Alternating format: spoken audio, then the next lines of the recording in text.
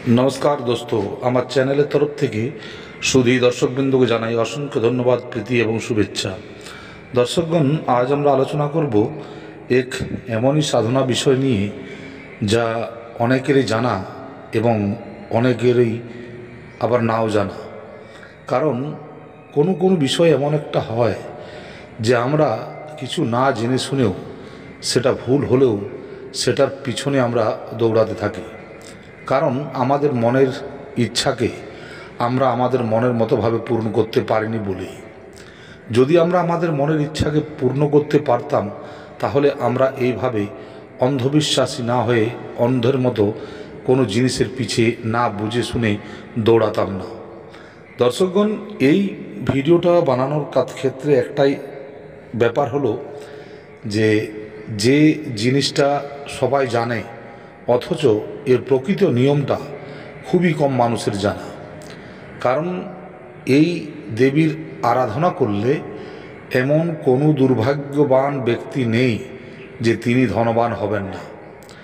আর্থিক দিকটাকে সম্পূর্ণভাবে মজবুত করতে হলে এই দেবীর আরাধনা যে কোনো সাধকের পক্ষে খুবই উপকারী। কারণ এই দেবীর কাছে অজস্র অর্থ ভাণ্ডার থাকে এবং সেই অর্থ ভাণ্ডার দ্বারা দেবী তার সাধকের সকল মনোবাঞ্ছাকে পূর্ণ করেন। দর্শকগণ, এমনই একটি এই বিরল সাধনা, যে সাধনাটি হলো বিক্টাননা যোগিনীর সাধনা। আপনারা যোগিনীর নাম তো শুনেছেন, কিন্তু যোগিনীর কিভাবে সাধনা করবেন বা সেই সাধনাতে কি কি জিনিস লাগবে না লাগবে সেগুলো জেনে রাখা খুবই দরকার। এবং সকল যোগিনী একই প্রকার হয় না। কিছু কিছু যোগিনী আছে যারা খুবই উগ্র, তাদের সাধনা করা সবার পক্ষে সম্ভব নয়। এবং কিছু কিছু যোগিনী আছে যারা হলেন সৌম্য, যাদের সাধনা যে কোনো মানুষ, স্ত্রী, পুরুষ, বৃদ্ধ, যুবক, যুবতী করতে পারে। কিন্তু একটা কথা মনে রাখবেন যে সাধনা সাধনাই হয়, এর মধ্যে কোনো রকম ভুল ত্রুটি করা চলে না। কারণ যদি আপনি কোনো একটা জিনিস ভুল করেন তাহলে আপনার সেই মনোবাঞ্ছা পূর্ণ হতে আবার দেরি হবে। এবং মানুষের মন, কলিযুগে মানুষের মন খুবই কম সময়ের জন্যই স্থির হয় এবং সেই স্থিরতাকে যদি প্রগাঢ় করতে হয় তাহলে কম সময়ের মধ্যে একটা অনুভব পাওয়া খুবই দরকার আছে।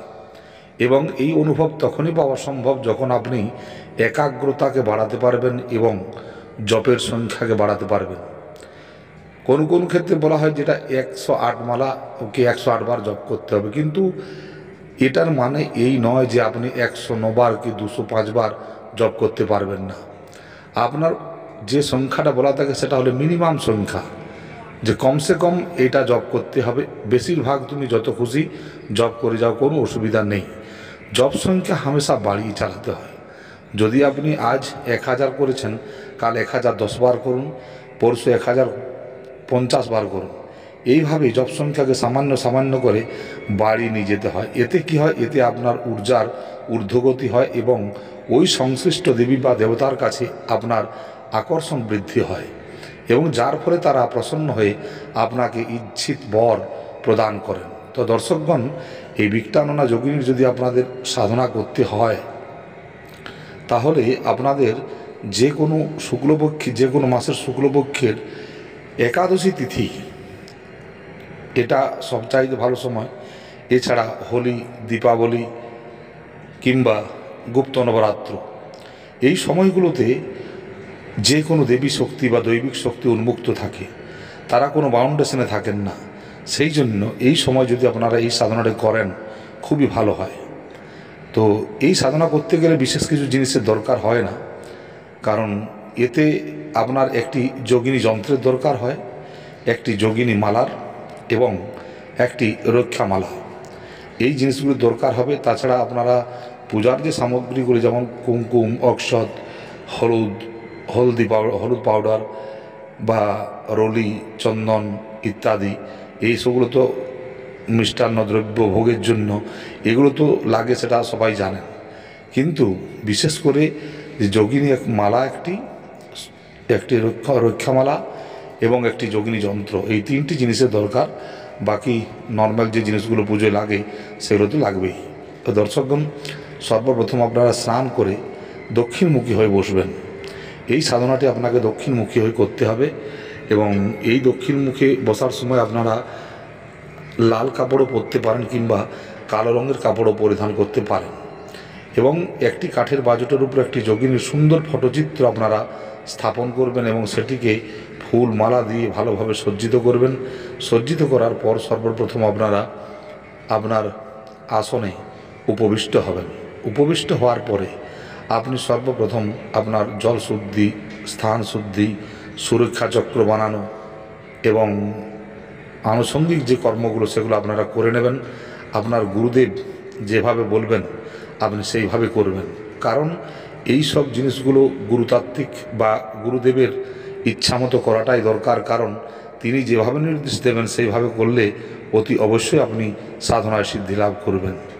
দর্শকগণ, এই দেবীর সামান্য কৃপামাত্র আপনার জীবনে আপনার দারিদ্রতা যোগ, আপনার শরীরের যে কোনো রোগ, আপনার দুশ্মন, আপনার যে কোনো প্রতিকূল যেসব জিনিসগুলো সেগুলো সব অনুকূল হবেই হবেই এবং হবেই।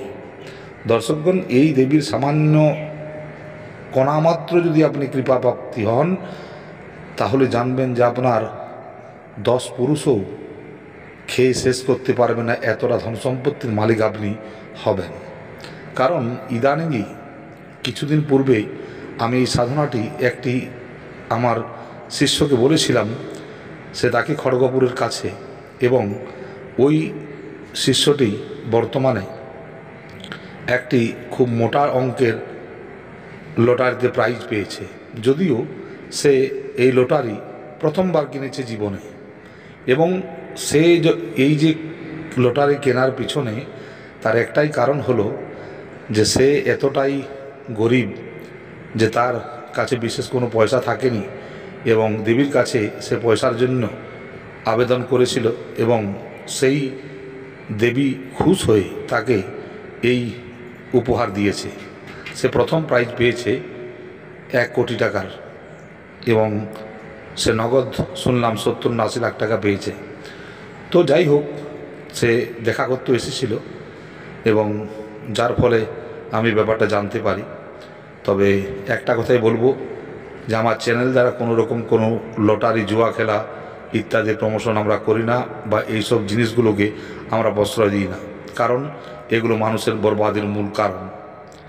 তো দয়া করে যারা আমার সাবস্ক্রাইবার আছেন বা আমার চ্যানেলকে যারা ভিজিট করেন তারা অবশ্যই এইসব নেশা থেকে দূরে থাকবেন। তো দর্শকগণ, এইবার আমি বলি যে আপনারা এই পূজাতে, এই যোগিনীর পুজোতে লাল ফুলের ব্যবহার করবেন এবং এই লাল ফুল দিয়ে সর্বপ্রথম আপনারা আপনার গণেশকে পূজা করবেন। গণপতির পূজা করে গণপতির 1 মালা মন্ত্র জপ করবেন। এরপর ভৈরবের পূজা করবেন, ভৈরবের 1 মালা জপ করবেন। এরপর আপনার গুরুর পূজা করবেন, আপনার কুলদেবী কুলদেবতার পূজা করবেন। এরপর আপনি ওই যোগিনীর পূজা করবেন। যোগিনীকে আহ্বান করবেন দেবী হিসাবে যে হে বিকটাননা দেবী, হে বিকটাননা যোগিনী দেবী, আপনাকে আমি আমার আর্থিক দুরবস্থার উন্নতির জন্য আপনাকে আহ্বান করছি। আপনি কৃপা করে এই জায়গায় স্থান গ্রহণ করুন এবং আমার জীবনের সমস্ত দুঃখকে দূর করুন, আপনার কৃপা প্রার্থনা করি। এইভাবে আপনারা অনুনয় বিনয় জানিয়ে দেবীকে খুশিতে আহ্বান করবেন এবং দেবীর সম্মুখ পূজা করবেন। এই সব পুজোতে এমন কোনো মন্ত্রের দরকার হয় না, এতে ভাব হলো মূল জিনিস। আপনি যে রকম ভাব নিয়ে এই সাধনা করবেন আপনার সাধনা অত তাড়াতাড়ি উগ্রতা ধারণ করবে। দর্শকগণ, এই সাধনা যারা করবেন, যদি কোনো মন্ত্রের দরকার হয় সেগুলো আমার সাথে আপনারা আলোচনা করে নিতে পারেন, আমি এক একটি জিনিস ক্লিয়ার করে বলে দেব। তবে এই সব জিনিসগুলো গুরুমুখী বিদ্যা এবং গুরুর আদেশ এবং গুরুর দীক্ষা ছাড়া আপনারা এই সাধনা করবেন না, কারণ এতে কোনো সময়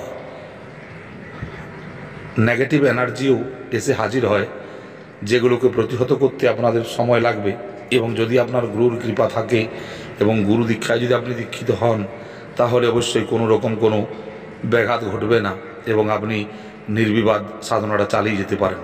তো দর্শকগণ, আপনারা যারা এই দেবীর সাধনা করবেন তারা 21 দিনের সংকল্প নিয়ে করবেন এবং আপনারা একটা জিনিস দেখতে পাবেন যে আপনি 10 দিন করার পর থেকেই আপনি অনুভব পেতে শুরু করবেন এবং এই অনুভব এতই সুন্দর এবং সুগম হয় যেটা বলে বোঝাতে পারবো না। খড়গপুরের যে ছেলেটি সাধনাটা করেছিল তার মুখের থেকে কিছু শোনা জিনিস আমি জানতে পেরেছি এবং সেই মতোই আপনাদের বলছি যে এই দেবী খুবই সুন্দর এবং খুবই সৌম্যতার সাথে আসেন।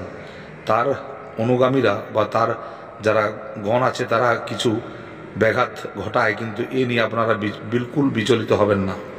আপনাদের ভয় দেখাতে পারে, আপনাদের বিভিন্ন রকম বিব্রত করার চেষ্টা করতে পারে, কিন্তু যতক্ষণ আপনি সুরক্ষা চক্রের মধ্যে আছেন আপনার কেউ কিছু করতে পারবে না, এটা গ্যারান্টি জিনিস। সেই যতই বিকরাল ভয়ঙ্করভাবে আসুক না কেন। এবং জপ করার সময় লাইট বন্ধ করে প্রদীপের আলোয় আপনাকে জপ করতে হবে। লাইট জ্বালিয়ে সাধনা হয় না। সাধনার এটা একটা নতুন সিস্টেম আপনারা বানাবেন না, কারণ অনেকেই বলে আমি কিছু অনুভব পাই না। অনুভব পাবেন কী করে? আপনি লাইট জ্বালিয়ে সাধনা করছেন, আপনি কীভাবে অনুভব পাবেন? লাইট জ্বালিয়ে কোনোদিন সাধনা হয় না। সাধনা হয় শান্ত পরিবেশ এবং নিভৃত নিশীথে। আপনারা এই সাধনাটি যবে বসবেন সেটা আপনার রাত 9টার পর থেকে বসবেন এবং যেভাবে বললাম সেইভাবে আপনারা করবেন। যখন দেবী আসবেন দেবীকে সাদর সম্বোধন করবেন এবং প্রণাম করবেন এবং প্রণাম করার পর দেবীর পায়ে পুষ্পার্পণ করবেন এবং দেবীকে ভোগ নিবেদন করবেন এবং আপনি দেখবেন দেবী সহস্তে আপনাকে ধনরাশি দান করেন বা তিনি অনেকভাবে আপনাকে সাহায্য করবেন। দর্শকগণ, এই বিকটাননা দেবী ইনি আবার মা বগলামুখীর সহচরীও বটেন এবং তার নিজস্ব ধনসম্পত্তি থেকে তিনি সাধককে যথেষ্টভাবে সাহায্য করেন। সাধকের জীবনের সব ইচ্ছাকে তিনি পূর্ণ করতে পারেন। তো দর্শকগণ, আপনার এই সাধনাটি ভালোভাবে করবেন এবং যদি একটা সাধনা জীবনে করতে পারেন তো জীবন আর কিছু দরকার হবে না। আপনার জীবনের সমস্ত বাধা বিপত্তি দূরে চলে যাবে। যে কোনো বাধায় আসুক না কেন এই দেবীর এতটাই ক্ষমতা আছে, সেই বাধাকে তৎক্ষণাৎ প্রতিহত করতে তিনি সিদ্ধহস্ত। তার সাধকের কোনো রকম কোনো ক্ষতি হতে তিনি দেন না। তাই এই দেবীকে বারংবার প্রণাম জানাই এবং তিনি যাতে সবার আর্থিক সমৃদ্ধিকে বাড়িয়ে তোলেন তার জন্য আমি ব্যক্তিগতভাবে তার কাছে প্রণাম জানাই এবং মানুষের উন্নতির জন্য তার কাছে আমার শতকোটি প্রণাম জানিয়ে ভিডিও এখানে শেষ করছি। জয় তারা, জয়।